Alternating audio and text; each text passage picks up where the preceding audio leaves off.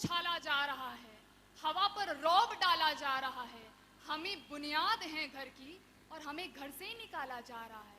नमस्कार सदन की गरिमा को प्रणाम करते हुए आज के विषय के पुरजोर पक्ष में अध्यक्ष महोदय, इस अनंत उदार आकाश के चिंता रहित ज्योतिर्मय प्रशस्त ललाट की तेजस्विता लिए हुए भारत देश में जो तंत्र चल रहा है वो है लोकतंत्र। और इस लोकतंत्र की सबसे बड़ी विशेषता ये होती है कि अगर इस पर जनता का दबाव है तब तो ये स्वर्ग का निर्माण करती है, और अगर इस पर जनता का दबाव नहीं है तो ये खुले हुए सांड की तरह होती है जो किसी को भी रौंद देती है।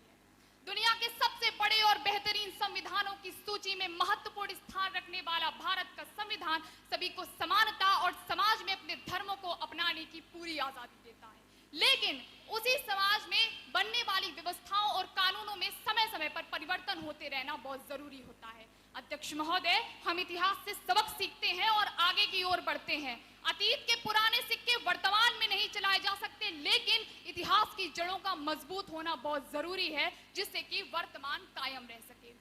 अध्यक्ष महोदय, विपक्ष क्या सोचता है? विपक्ष कहता है कि एक हिंदू लॉ होता है, एक मुस्लिम पर्सनल लॉ होता है, एक क्रिश्चियन पर्सनल लॉ होता है, और समान नागरिक संहिता के आ जाने से धार्मिक अधिकारों का हनन हो जाएगा। अध्यक्ष महोदय, क्या आप ये नहीं मानते कि इतिहास और वर्तमान का रिश्ता परिवर्तन और निरंतरता का है?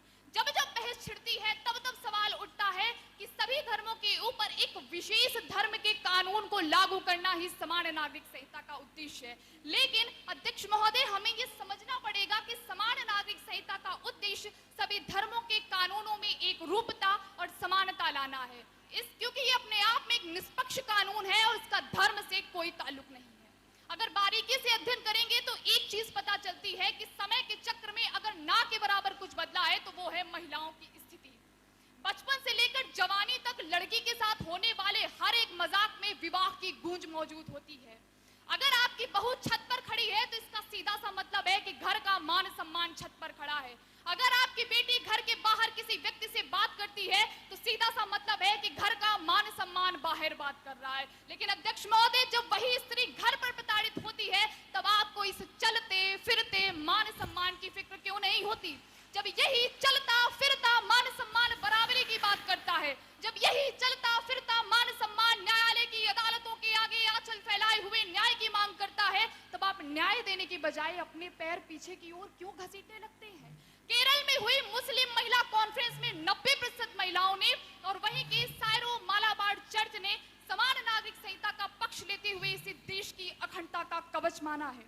यहाँ पर डॉक्टर भीमराव अंबेडकर की 2 टिप्पणियों का जिक्र करना चाहूंगी। पहली कि डॉक्टर बाबा भीमराव अंबेडकर की राय थी कि भारत में जो संविधान लागू हुआ है वो लोकतांत्रिक संविधान अलोकतांत्रिक जनता के ऊपर लागू हुआ है, और दूसरी कि एक बार संविधान के लागू हो जाने के बाद अपनी किसी भी तरह की मांग को मनवाने के लिए संविधान के इतर किसी भी तरीके का प्रयोग करना अराजकता के व्याकरण का उद्घाटन है। अध्यक्ष महोदय, ये समान नागरिक संहिता की जरूरत ही नहीं पड़ती अगर धार्मिक संगठन ईमानदारी और निष्पक्षता के साथ तुरंत न्याय करते, लेकिन समान नागरिक संहिता की जरूरत तब महसूस होने लगती है जब 15-15, 20-20 सालों से पड़े हुए तलाक और पारिवारिक मामले न्यायालय की अदालतों का बोझ बढ़ा रहे होते हैं, जब शरिया कोर्ट में 2 महिला गवाह के बराबर 1 पुरुष गवाह होता है। और अध्यक्ष महोदय, अगर जायदाद की बात करूं तो पुरुष की तुलना में महिला को जायदाद का सिर्फ 6वां हिस्सा मिलता है।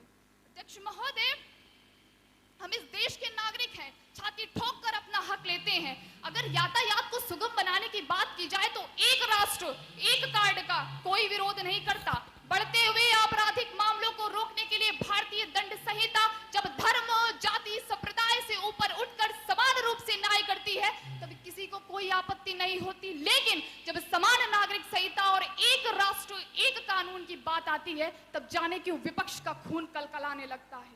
अध्यक्ष महोदय, विपक्ष तर्कों वितर्कों की चाहे जितनी इच्छाधारी पेश कर दे, सवालों जवाबों का चाहे जितना अनुलोम विलोम कर ले, लेकिन सफर जब किसी मुकाम पर पहुंचता है तो कटघरे में शुरुआत का समय ही होता है। आज से 300 साल पहले तक ईसाई धर्म में तलाक की व्यवस्था नहीं थी, लेकिन आज है। बहुपत्नी प्रथा से एक पत्नी व्रत का सफर हिंदू समाज ने तय किया है। इसलिए अध्यक्ष महोदय, निष्कर्ष निकालते हुए यही कहना चाहूंगी कि परिवर्तन ही प्रकृति का नियम है।